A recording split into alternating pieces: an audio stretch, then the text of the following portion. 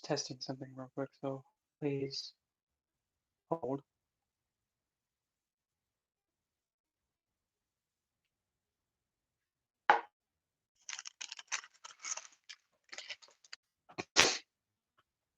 Yeesh.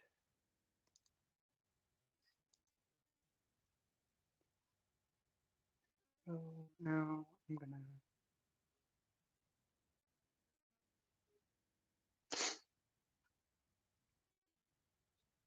just one.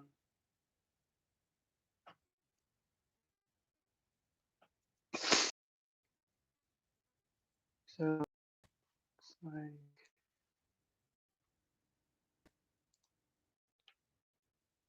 not care about the microphone.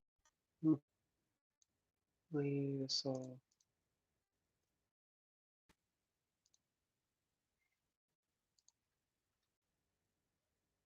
hopefully this bloody thing will work. Okay, well, if anybody that exists, let me know if this thing is working or not, because I have no idea if it is. So, anyway, anything right now. Okay, thanks, Sidri. And I haven't forgotten about you. It's just a lot of things called a life have happened. And life is a bit too much lately. So I'm also trying to at least keep my YouTube channel going and doing something too. And too much with life. But so anyway, right now it's like Q&A for like open floor. Wait a minute. I'll just close that then. Oh gosh. I was not expecting that page to be open. Oh well. Me, I wish I had more time, but I don't. You know, I have this stupid thing called life on my phone. It's not working now. Oh, okay, thank goodness.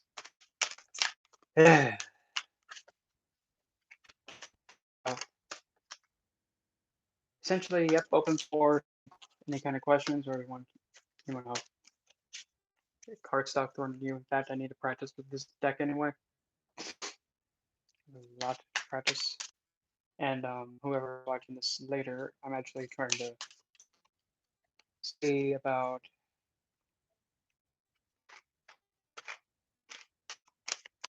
Yeah, it's quite the headache.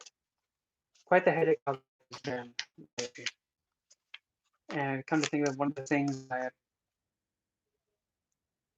okay, one of the things that I've been facing a lot as of recently, I'm not throwing this to like any one specific person, but one of the major things that probably for like the past 2 to 3 years I've been kind of being faced with is consistent and nonstop. Um, I would like to put it as unnecessary criticism. Best way to put it. Let me brighten this up a bit. Excuse me. And the reason why I say unnecessary, it's pretty much the point where it's like being micromanaged and like having. I'm just gonna put the best way that I can put it. It's like people bitch at for no reason. Just like, well, I don't like this, I don't like that. Just something to that regard. But essentially, when it comes to per se, um, let's just say something that's not life threatening or something that is no big deal. But for some reason, somebody thinks that it's a good idea just to complain about it. Yeah, kind of like that. And I mean, I've gone pretty close, like pretty close to the edge of just saying screw it. You know, if you don't like something and you want it done, just do it yourself.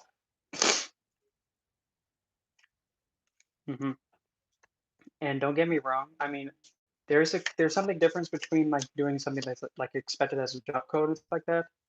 That's different, but I'm talking about more like things like um, say if you're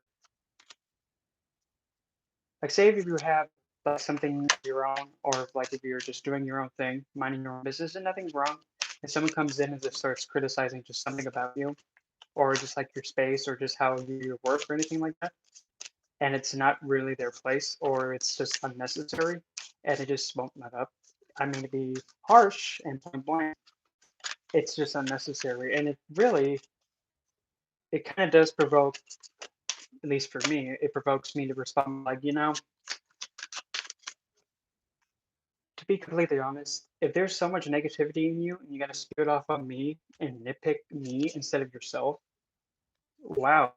Why don't you look at yourself first before swinging at me? Because I have a lot of ammunition I'm looking at to throw right back at you. Because don't get me wrong, there is a fine line between having criticism to actually improve someone and they're actually trying their best and not being relentless with it and just doing it because for whatever reason they just want to just keep doing it. And even if it's something that is not even there and it's still being targeted and pretty much being complained about over and over again, it's like intentionally provoking someone to retaliate and then play the victim, which is reaction abuse. Because if you're intentionally poking someone, provoking them to snap at you, and then they snap at you, and then you go, "Oh my Lord, Lanta, he snapped at me." Well, you were doing this. You were poking at him, annoying him, and you knew it was annoying him, but what you kept poking at him. So then you got bit. So then whose fault's that for getting bit? Not the person that bit you or whatever retaliated against you. I think it's the person's fault that kept doing actually push the individual into retaliating. And true story. You shouldn't have to be constantly poking at somebody and the reaction out of them because that's a form of, if not one of the most toxic forms of manipulating someone. Because you're intentionally manipulating them to become frustrated and then swing at you and then get the victim card and making them be like an abuser. And dare I say, when it gets to the point where somebody just constantly does that to somebody else, then they say you have to go and get medication, or you have, like you have like some kind of social problem, or you have anger problems. Remember, who's the one that was doing all the poking in the first place? And they said stop. Did they stop? No, they just kept poking. So who's the one with the issue? The person that's getting frustrated and actually telling somebody to stop, and they won't listen, so they have no other choice but to snap at them and tell them to stop? Or is it the person doing the constant poking, not understanding the word STOP? I don't know about you, but it sounds like somebody doesn't know how to listen. But it can get to a point where it gets kind of like annoying, and to the point where it makes you just think, gee, don't you have anything better to do besides hissy fit and constantly tear down somebody else?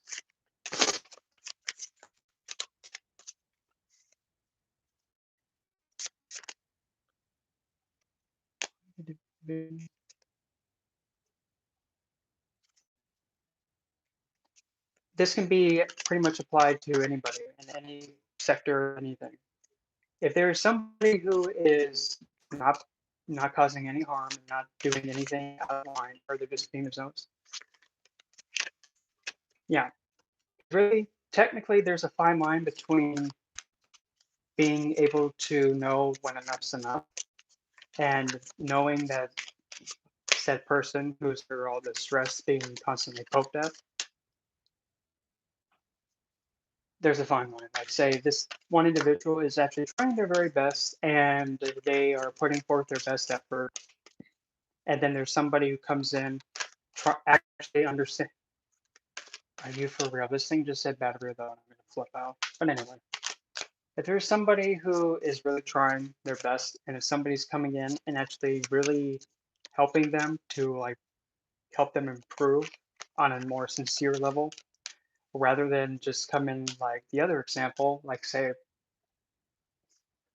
for an example, if somebody is complaining that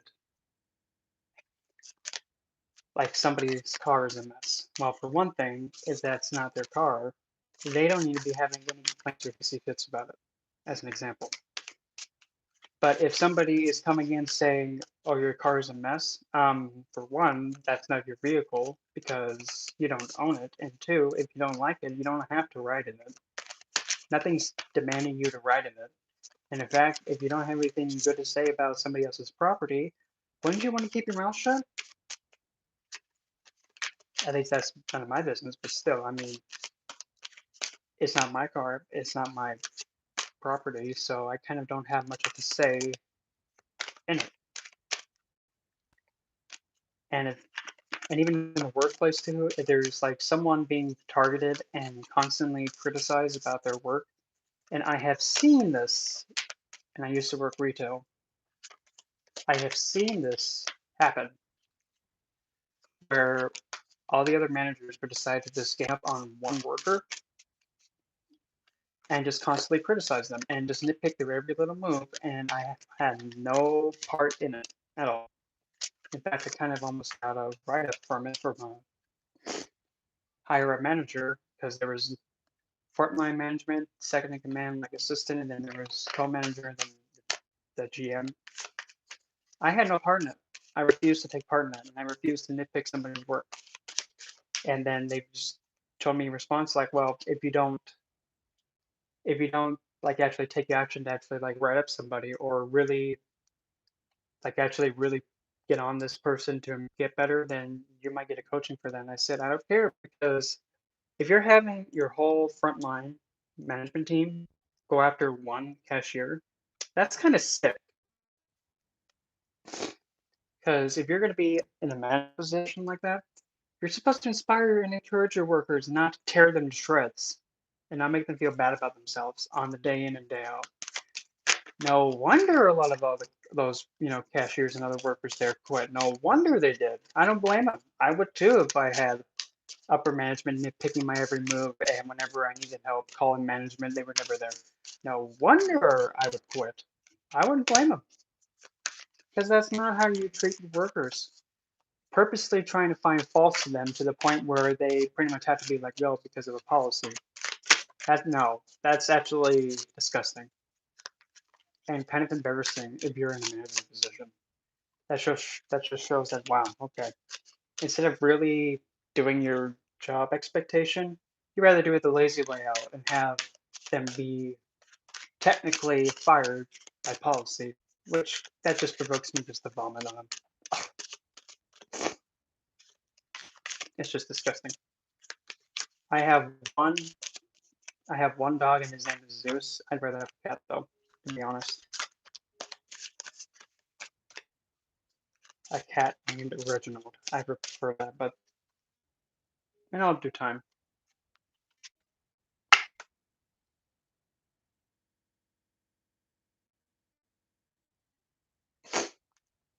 And fun fact, if you prefer, depending on like which type of pet you prefer, say like for a dog, if you prefer to have a dog, that means your K2 is stronger or your south node is much stronger than your north node. If you prefer cats, then your Rahu would be more stronger than your K2. Because K2 represents dogs and canine companions, while Rahu represents feline companions or cats. The reason being is because with the cat is actually independent and it pretty much does as it pleases. And it's the best say cats also they also can manipulate pretty well.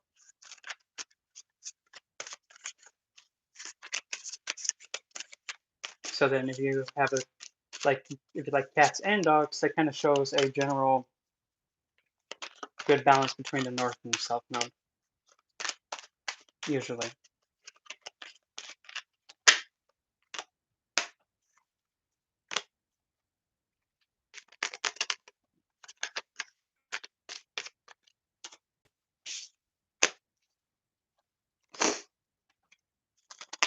Well, but also there's another thing you gotta keep in mind too. Cats also, believe it or not, they have their own way of showing appreciation to their owner, for an example. Like a cat will bring the owners a quote unquote gift. And in their mind, they're thinking, why aren't you taking this rat? I'm trying to feed you, human. Take it. Fine. I'll let you starve then. Ungrateful meatbag. While a dog, being represented by KQ, a dog is completely detached from itself. And I think KQ is all attachment of self and wanting to experience something deeper within, which is also canine.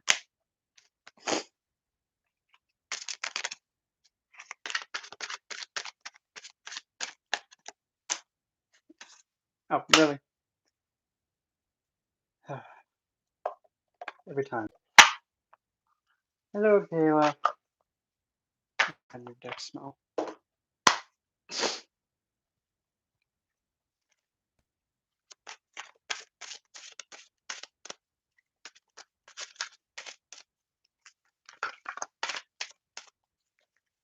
Hmm.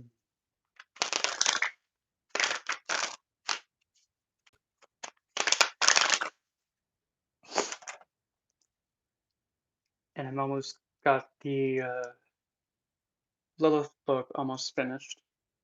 I still have to write the little bit left of the part about explaining her origin. Mine is a pit bull and golden lab mix, I believe.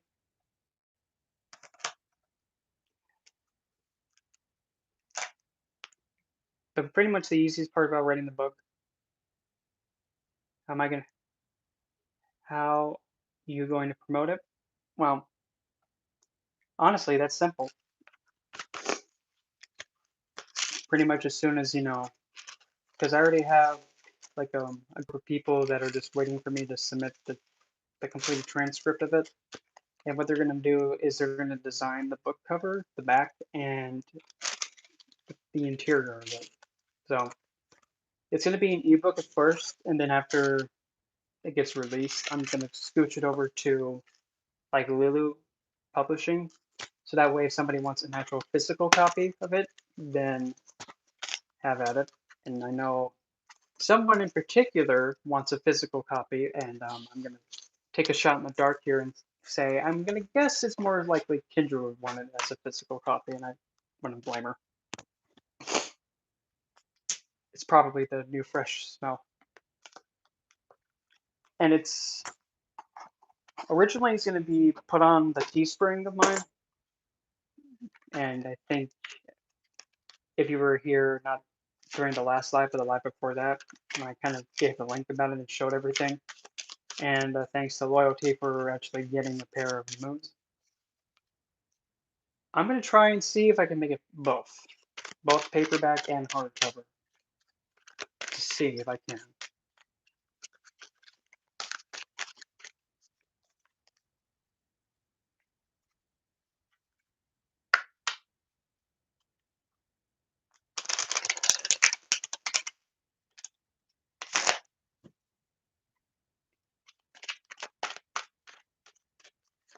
And even I'm also thinking about maybe also, what's it called? What is that called? It's like you make, even though this is kind of a little bit of a meh thing, because people tend to get a little bit tired about hearing these things. Well, there's my answer to that. And okay, I was thinking about maybe doing like an online like not online membership, but like an online coaching program, and actually have it be like a total of 12 weeks with yours truly, and just kind of go through. Will you stop saying that, you stupid vile woman? Battery low. You think I give a crap? No, I don't. But make it like a coaching program that involved, like, say, getting your feet wet in the occult world and going over like a new specific aspect of the occult every week. And the card that followed up on it was this one, the Nine of Cups. So there's my answer for that. So it looks like I'll just get to making that then.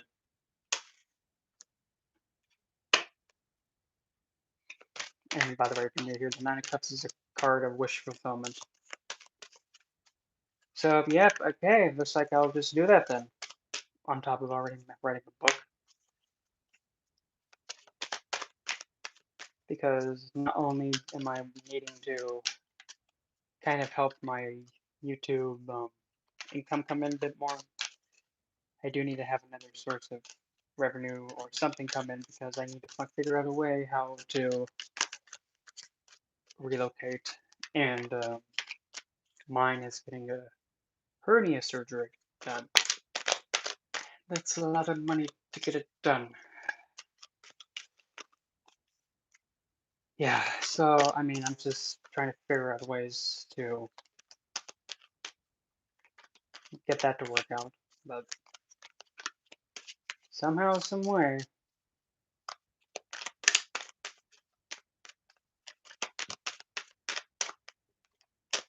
really, it fell out again.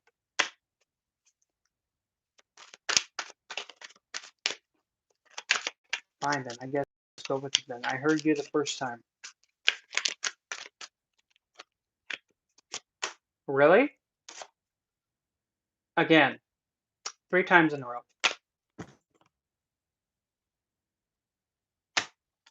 And I put that on the center, in the center of the deck. That way now there's absolutely no possible way for it to happen to come through again. I'll even do this. Second stack? No, wait, first stack, second stack. Best for good measure.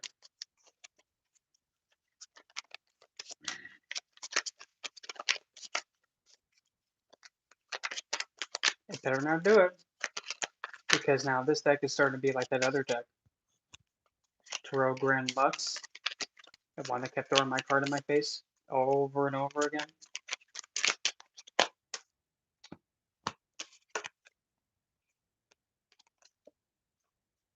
That's the 4th time in a row.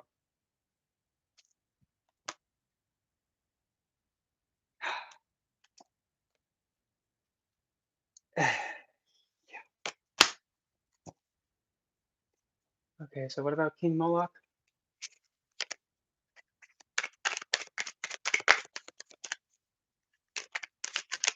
Okay, so I haven't worked with King Moloch.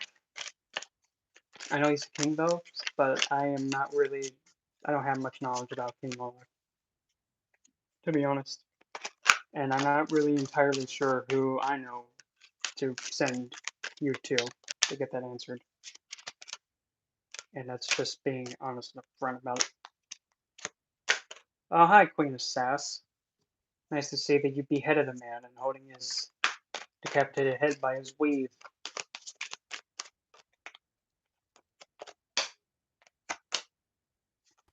Oh, I just... Hello, Blue, and oh, look at that. Oh, woe is Adam all the way there by himself. Oh, woe is him. Oh, Lord.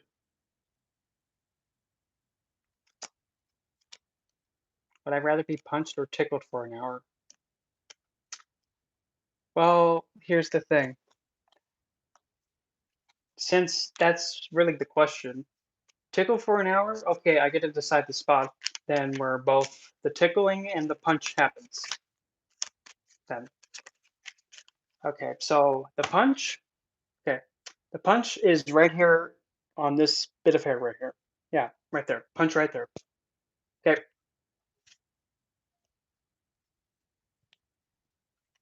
Well, fine. And also the same spot there. You can also tickle that little bit of hair. It's attached to me. So yeah, try and tickle my hair, that piece of hair for an hour.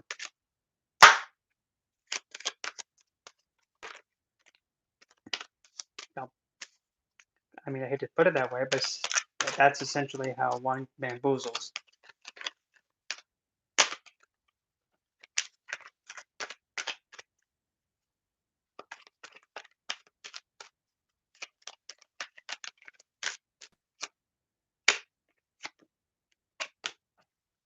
And I think, didn't King Moloch originate somewhere around Persia, if I'm remembering correctly, or just something around somewhere around that area?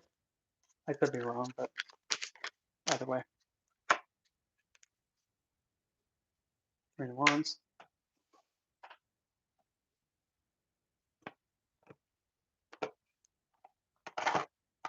Oh, it's so hot.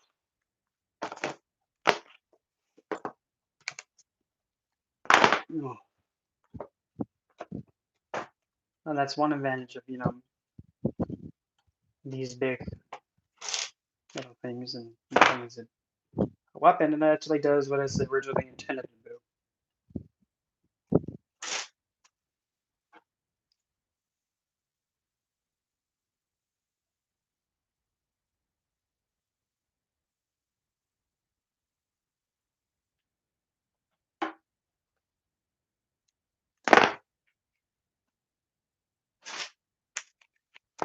See here. If anybody that's done martial arts, that's in the chat. Here's an interesting question, and if you guys are practical.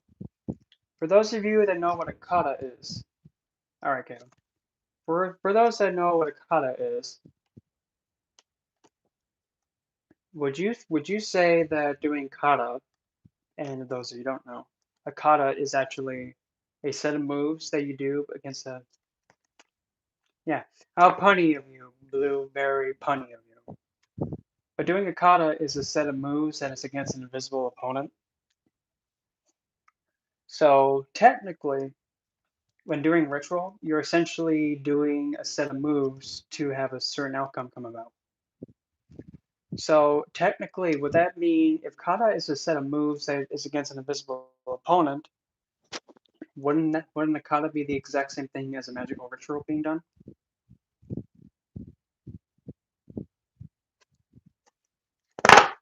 Word of thought.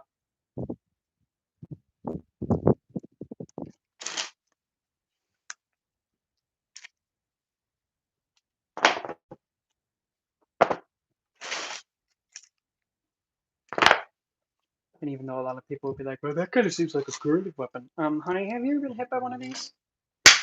Yeah. Or especially.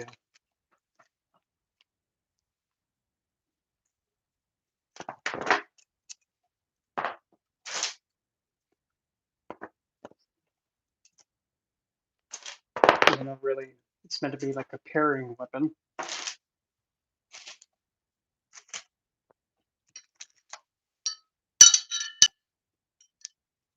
Yep, it would.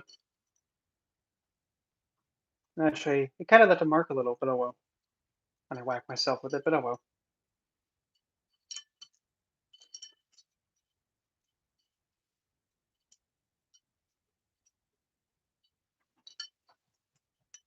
And now I'm not going to put on a mask and also put on a hoochie outfit and thinking that I could just go up and bite people.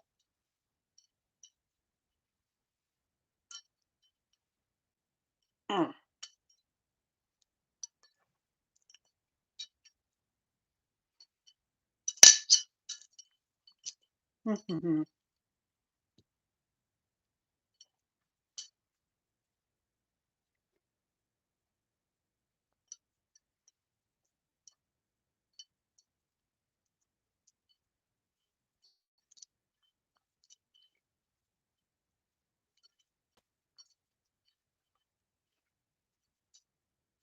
Life coaching?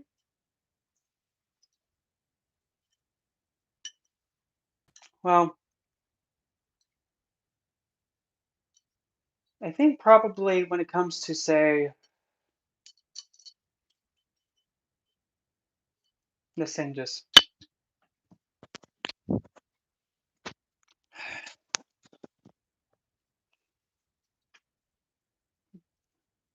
It is, and this is just coming from my opinion, I think possibly doing life coaching for somebody would actually be a lot more beneficial than, say, actually going to somebody who's supposed to be in mental health, like being a mental health care provider.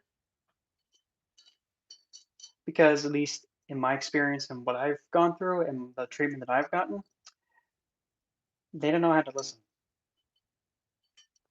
Don't look at me. It's been a recurring thing that I've encountered. I'm like, I don't know what else to say, but they don't know how to listen.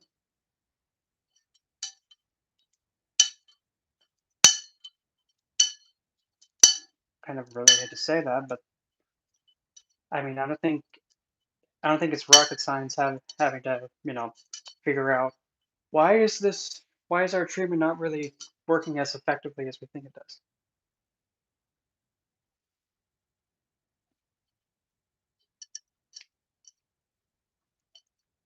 Hmm.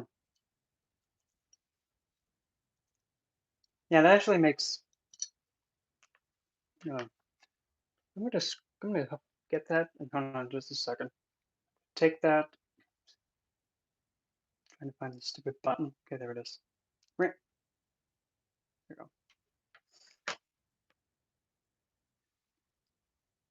you go. And I screenshot of that CD.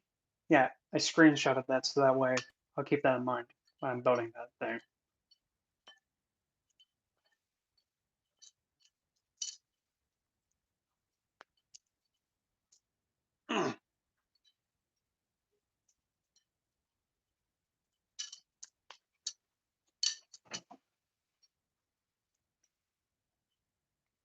Whew.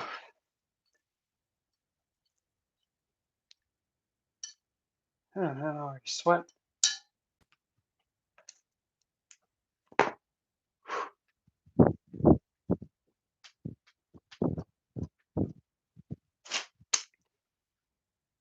Ugh.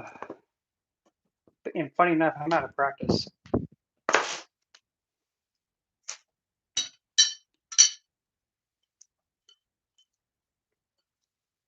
I haven't used these things in a long time.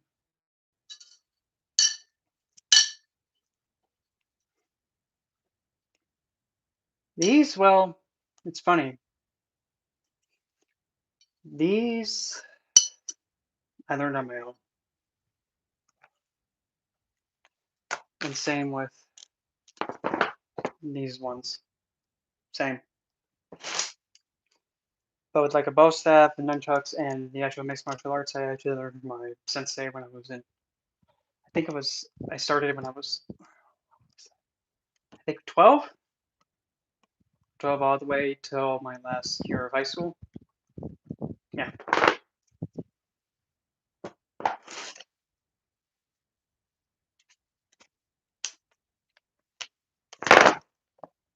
Ah, dang it.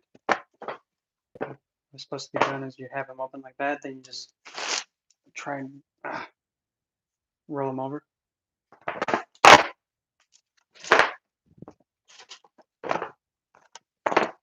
And actually, one of the most simplest ways to actually use something like a fan to cleanse your space is you just simply do this. And this actually has frankincense, lavender, Douglas fir, and Siberian fir in it.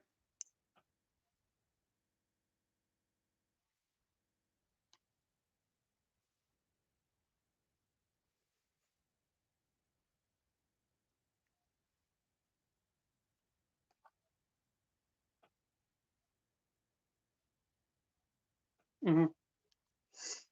So a good majority of all, at least in my opinion, of all mental and psychological emotional disorders, there always seems to be a reoccurring issue that I've noticed. Number one, nobody listens. That's it. That's the reoccurring thing that all of them have the same thing constantly re-emerge. Nobody's listening. Somebody's not listening to them. They're not being listened to, and they're being deemed crazy. And that's the same thing that's being repeated over and over again towards them. And nobody is taking the time to actually allow them to say what they feel and the whatnot. And when they do, and whoever is bringing, yeah, they just want to push meds, exactly. And the bad thing is that when you push those medications on people, I've seen it. I have seen it. Yep. when they band-aid it, it's not really bandaging it and trying to be like a quick fix, an easy fix. It does permanent damage to somebody. It opens the door for more health problems to come about, more issues to come from it because of side effects of the drugs. And worse, if somebody stays on it for far too long, they get stuck with that feeling of being in the void. Yeah, and the only time when medication should be put in is if it's a last resort. If it can't be helped, then it has to be done. But if it can't be helped by just listening, that's different. Complete difference. Because in reality, if there's somebody else that's actually enabling,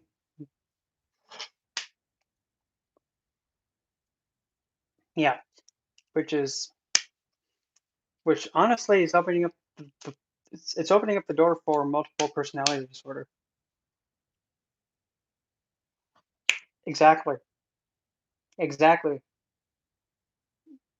They are gifted because, like what I've always said, they can see what the human, like, they can see what the common man cannot see. In other words, they can see on the other plane, which I kind of think, and by kind of, I'm kind of putting it in a way that's like, that's very important for the common man to hear and take note about because they're seeing in different dimensions and other people that cannot see it. That does also, by seeing, I mean more than just visually seeing it, hearing it, smelling it, tasting it, touching it. But what do I know? I'm not a medical doctor. I don't have a medical license. I haven't got the piece of paper.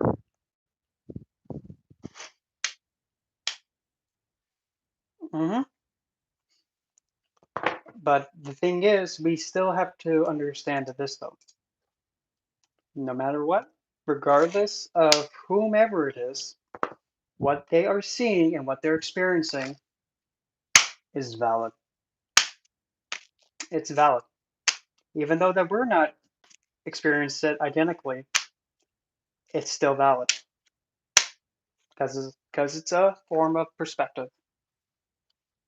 Perspective is also always valid, and mankind needs perspective to grow.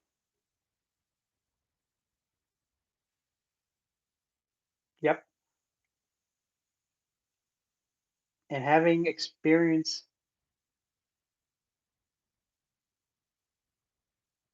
Mhm. In fact, I've actually handled it hands-on myself because my significant other has had it and still has it. Not as extreme as before, but I've experienced it in front of me. And best thing and the best way of handling it, even though this sounds a little bit counterintuitive, instead of pushing back and correcting it, I actually went with it. And I only went against it by redirecting. Yep, exactly. And the only time where it was going to be getting to a state where it was unsafe, the best way for me, the best thing to do, shut up. If you say battery low, I'm going to throw you into the pool. And that way you're short circuit. Hey, house, I'm just going to call house switch because that's simpler. But one of the ways that actually I kind of redirected him from doing something that was kind of dangerous is actually while going along with the illusion and the delusion he was interacting and pretty much experiencing, I pretty much redirect the attention towards it to something else and actually use that to piggyback off of. So that redirection of his illusion, I took the illusion and kind of was like, I kind of like put it on a stick attached it with a string and kind of like redirected him towards a different direction and kind of like manipulated him towards somewhere safer. And I used that to my advantage just to make sure that he wouldn't be trying to go run off in the middle of the night. Guess I got pretty close. It's hard. It's hard to deal with, but it's never meant to be easy. Hmm. But then again, it is a difficult thing to handle, but it's possible. It just needs to have a lot of patience and understanding and being able to tell, okay, there's something not well that's going on right now. One of the big things that has to be understood is that it is what it is, and just see it for what it is, and don't be thinking that it's something worse than it already is. Because the moment that it's starting to be assumed that, oh, this person is going to kill someone, not really, unless if they've actually have had the history of actually. It's not,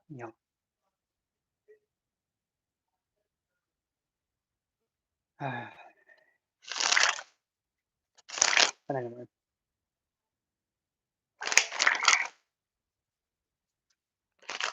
one of the biggest challenges that I believe mankind still has to also understand is that willing to understand that there's really no need to be pushing away somebody who is experiencing a challenge or facing against something that's very difficult in their life, and then really just understanding that this person needs help instead of. Hmm. Exactly. Hold on, I'm gonna grab a Coke. I'm gonna grab some to drink. I'll be right back.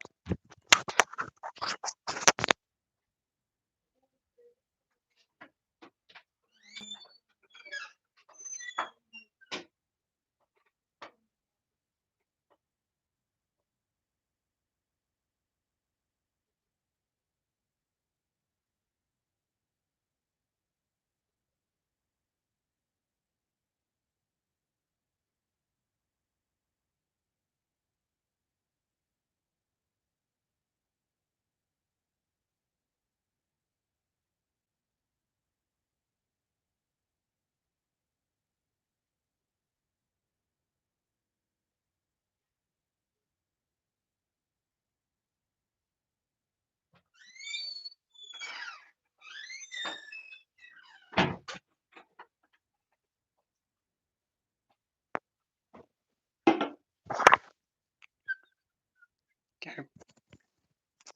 And another dose of reality to be checked. Point blank, and this might be a little bit harsh, but who cares? It has to be said. At the end of the day, everybody has something or something about them. Rather worthless. No, not you. That earbud is worthless. Stop yelling, please. Thank you.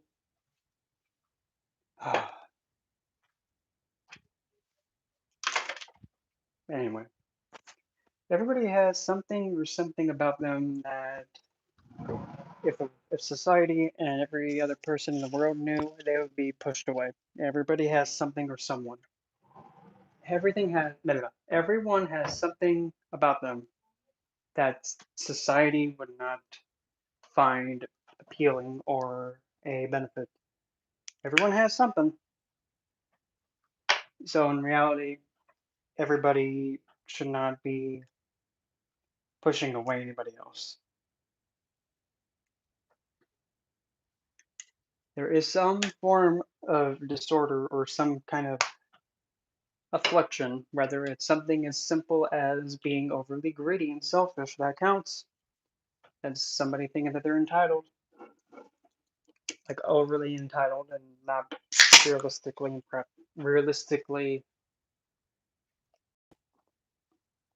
entitled. And by realistically entitled, I'm talking about being entitled to have an opportunity to get assistance, the opportunity to be listened to, like your basic human rights for existing. That's a different kind of entitlement than just being like, well, I'm entitled to that because I'm me. Not really, no. And another thing, really honestly, that everybody that is alive right now has entitlement to is entitlement to die. Yep, because everybody is going to kick the bucket one of these days. That's the point blank truth. It is not meant to be nice, and is not meant to be all cheesy, woozy, wooey, and all that rainbows and all that, but it's the truth.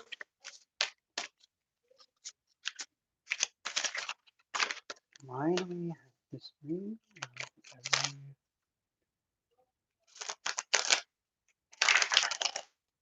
And this is exactly what I mean from what I was talking about earlier. But I'm already sweating. I'm probably gonna go out and wash myself and come back on. Cause yeah, I feel all nasty and dirty. So I'll be back in a moment. I'll post I'll